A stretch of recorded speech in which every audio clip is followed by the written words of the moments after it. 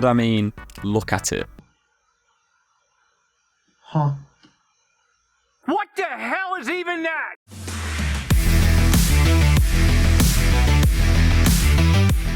What's going on, YouTube? Welcome back to another video. Thanks for clicking on this one. We're happy to have you here. If you would have seen, we recently checked out how the Monaco F1 GP is set up, thanks to Everything Explained. I thought that video was super interesting in how they shape the normal streets, or I shouldn't say normal, the beautiful streets of Monaco into the most iconic F1 track in history. Similarly, we have another street circuit that we're going to check out and how it was built, and that is the Las Vegas GP. I'm super excited about this one. A couple of the answers that you would have seen as to what happens with road imperfections, how they close off the city, is it open, etc., were explained in the Monaco GP, and I'd love to see how they compare to the Las Vegas GP.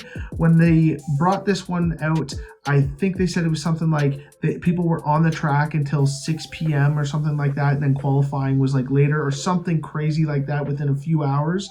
So let's go ahead and see how they do it. Let's get right into this video.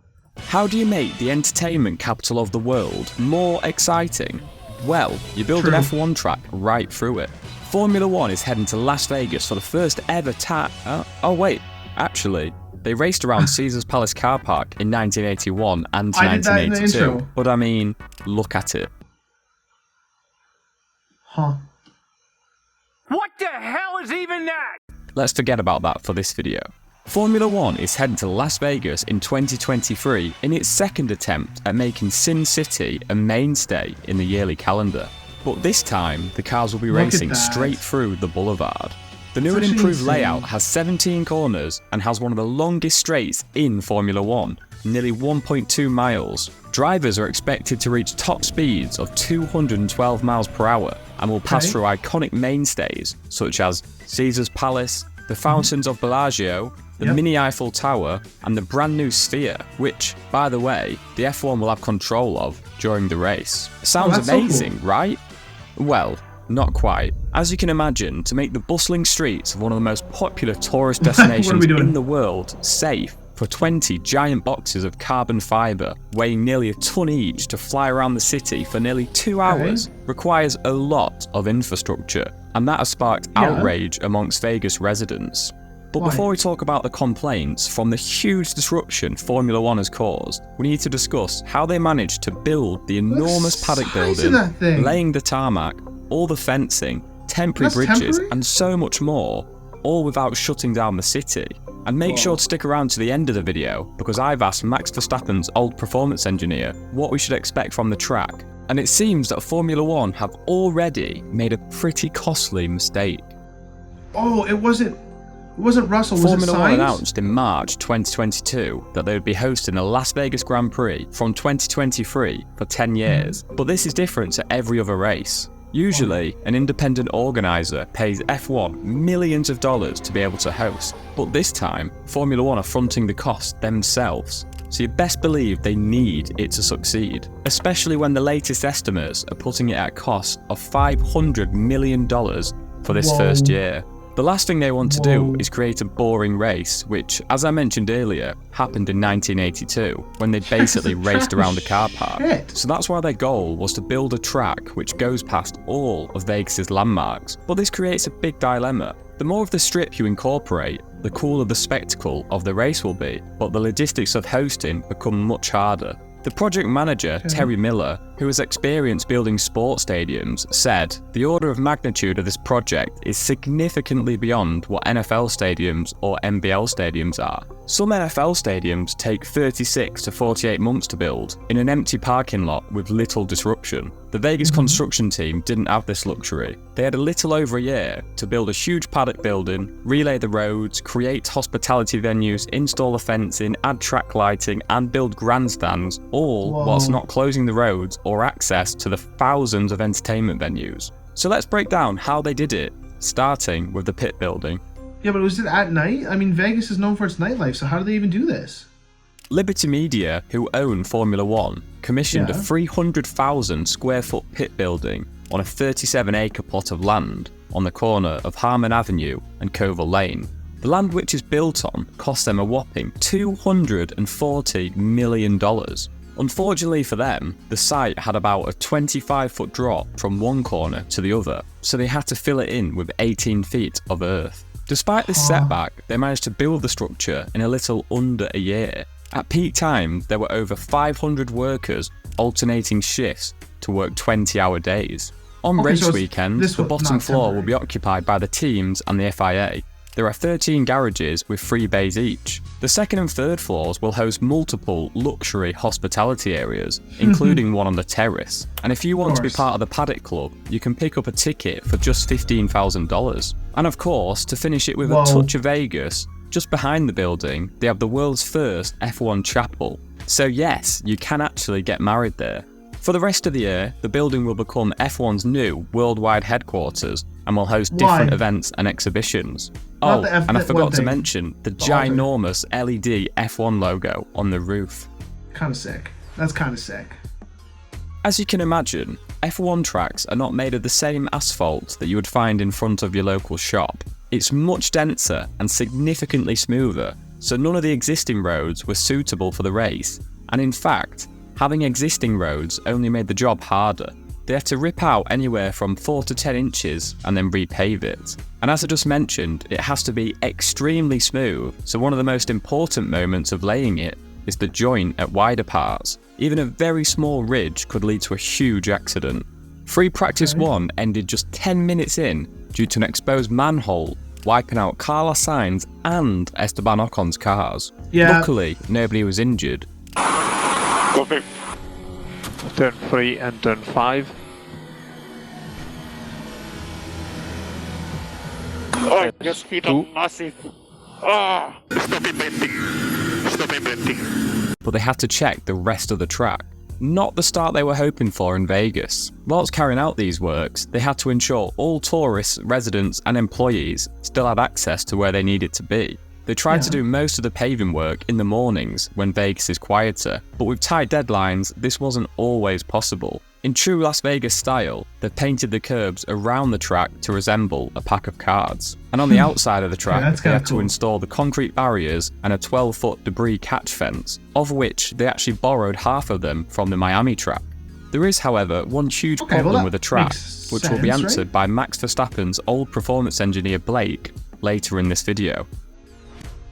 It's cool that they have him. As it's a night race and is kicking off at 10 PM local time, a lot of lighting is needed around the perimeter of the 6.2 kilometer track. The actual amount of lighting is quite mind-blowing. There are 1,600 floodlights, 8.2 kilometers of metal truss to support the lighting, and 32 kilometers of cabling. All of this was ordered brand new for the race, but it was the same team who installed Singapore's lighting rig who did this.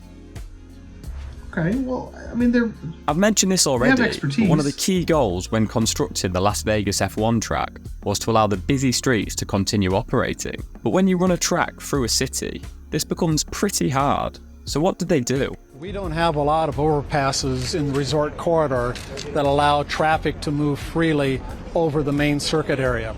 So we have to build the overpasses. They built 4 760-foot-long 2-lane bridges. They're supposed to be as sturdy as those you might drive over on a highway, but they are temporary. This created yet another challenge. The bridge footings had to be specifically constructed to support the weight of the traffic, but not leave holes in the road when they're dismantled. Despite most of Vegas being a visual eyesore due to all the building work, many of the casinos are connected by trams and elevated walkways, so the access for tourists wasn't actually that bad. These walkways have screens in place so you can't see the race from there, and then they've installed barriers around them so you can't rip the screen off. There will, however, be times where movement around Vegas will be pretty closed. You have to pay. Each day of the event, Thursday, Friday and Saturday, roads begin soft closures at 5 PM and will be fully closed by 7 PM. They won't begin reopening until 2 AM. This is just an unavoidable part of having a street race that happens elsewhere, such as in Monaco.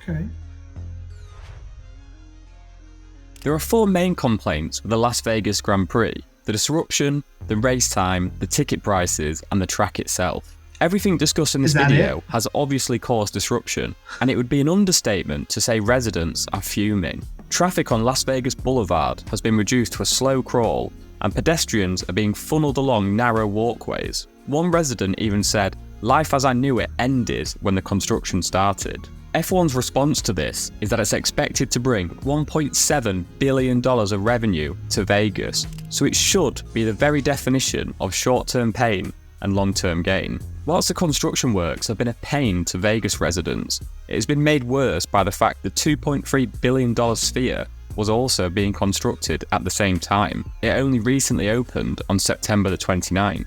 As some of the big infrastructure is now in place, it should be a lot more streamlined from 2024 onwards. The second main complaint is the race time. Obviously, they want as many people watching as possible, so they decided that the best start time was 10 PM local. This means the race will start at 6 AM in the UK, 7 AM in mainland Europe, and 5 PM in Australia, but 1 AM for Americans on the East Coast. To make matters worse, qualifying will be at 3 AM East Coast time, so Vegas is a home GP where 48% of the country will have to stay awake till nearly 4 AM just to watch qualifying. The third complaint is one of the biggest for F1 fans, and that's the ticket prices. The cheapest tickets available were standing only in West Harmon, which were $500 per person, but sold out instantly. To actually sit down, the cheapest was $1,500 per person. Jesus. But again, sold out instantly. The one redeeming factor is that the Las Vegas Grand Prix is the only in the world to offer complimentary food and drink. Usually, this is just reserved for hospitality packages, but I suppose that's the least they can do. However, the cost doesn't stop there. Fans also need a place to stay, and as you can imagine, hotel prices rocketed. Crazy. But let's just imagine for a second you have an unlimited budget. What is the most expensive ticket you could buy? That would be $5 million. That gets you 5 nights in the 3-bed Nobu Sky Villa at Caesar's Palace, plus 12 Paddock tickets and a bunch of other VIP extras. The villa sits right above the racetrack on the strip with a terrace for 75 people. Evidently, the Vegas Grand Prix isn't accessible to the average F1 fan, but also I'm not really sure Liberty Media are too concerned with this, especially for the first year. And finally, the fourth biggest complaint is about the racing itself. The layout doesn't look like it's going to promote much intense on-track action, but there's a bigger issue. I'll pass this one on to Break F1, who used to be Max Verstappen's performance engineer, to explain. Because the race is at night, the track temperature will be closer to the ambient temperature, and it's November in Las Vegas. The ambient temperature could be down as low as 5 degrees Celsius. Formula One tires don't really generate a whole lot of grip when they're cold. Also, considering the tarmac is brand new, the grip will be even lower than normal, and to compound that, there aren't any support races other than Formula One on the track this weekend, so that's going to be a really low grip track for most of the weekend. I expect most of the overtakes to be at the end of the long, nearly 2 kilometers straight down the Las Vegas Strip into turn 12. I think this is going to be a very unpredictable and exciting race. And if you want to learn a little bit more about the technical side of Formula One, once you've got to the end of this video, check out the link in the description below for my YouTube page. So yeah, clearly the track temperatures could be an issue. Despite the contentious disruption, there is no denying that transforming the neon-lit cityscape into a high-stakes racetrack will be a great viewing spectacle. Formula One's huge bet on the Las Vegas Grand Prix may prove that in the world of racing, controversy can amplify the excitement. Even if the race itself won't go down in history books, the event certainly will. Well guys, there we have it. That is how the Las Vegas GP came to be. I want to say that it was surprising to hear some of those complaints, but as the video went on, they kind of sunk in a little bit. The ticket prices, I mean, for like the sitting and standing seem high, but somewhat okay. But the fact that they sell out instantly, like, I wonder, is there like a lottery, or how does that work? The most expensive ticket is just outrageous. But I found a lot of the complaints, people are kind of over dramatic about it. I mean, Vegas has one of the best tourism infrastructure in the world, so they make it accessible via walking, and as you saw there. I think it's just a funny touch that they put up, the FIA put up the barriers so that not only can you pull down the screens, but you can't actually get to the screens to see the track from any of those walking platforms. They put stuff in place. I mean, it's happening now because it's temporary, but most of that stuff is now built. So I wonder if moving forward into the next 9 of those 10 years that they said, if they're going to look to improve on efficiencies of how they can actually close down and maintain throughout the year when the track's not there. But no, super cool video. Again, thank you to Everything Explained for presenting us with the background on the Las Vegas GP's construction. If you're liking these videos, go ahead and drop a like down below. Let me know that you're enjoying the content here on the channel. If you'd like to see me react to one of your suggestions, go ahead and drop them down below in the comment section. Go ahead and subscribe and ring that bell so you don't miss out if your video is featured on the channel. We do have a goal of hitting 500 subs by the end of the year, and as of right now, over 90% of you lovely viewers are unsubscribed, so go ahead and smash that sub button, and we'll see you in the next video.